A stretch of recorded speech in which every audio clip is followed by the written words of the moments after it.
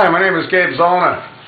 I just noticed that British Petroleum, BP, you know, the folks that had all those problems in the Gulf when one of their oil wells blew and people died. I don't know how many billions of dollars BP paid to try to settle that.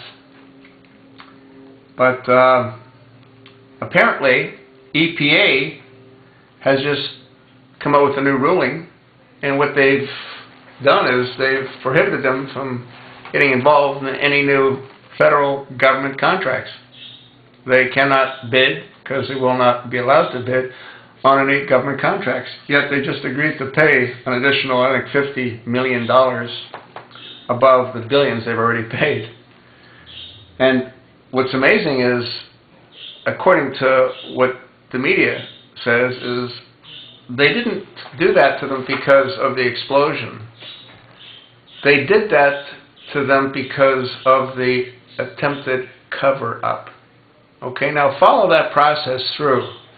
Okay, here you got the EPA, which is a federal agency. They're punishing British Petroleum not because they had an explosion, and not because billions of gallons of oil were spilled into the Gulf. They're punishing them because they were trying to cover it up. Where's the parallel? Well, what do you think's going on in Benghazi right now?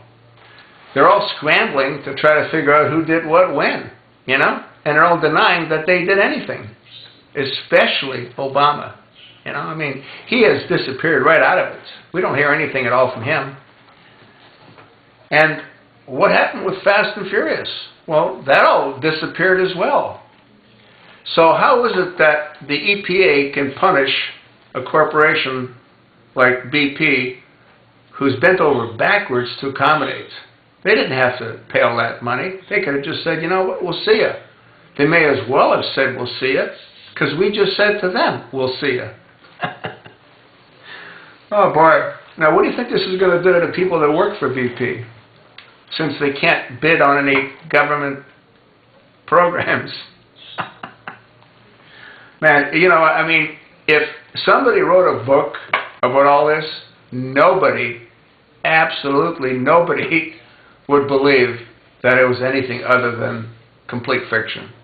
I mean, you couldn't write a book where people would believe that some guy that we know nothing about gets vetted by a couple of whacked out Democrats, Pelosi and Reid, and ends up becoming president because he runs against a rhino senator, which they knew McCain couldn't win. The only reason they got McCain involved is because McCain was born in Panama. He wasn't born in the United States. So they used that as the linchpin to get Obama sworn in after trying to pass, I think it was Hillary Clinton and Obama tried to slip it into 6 or 7 different bills. That never worked.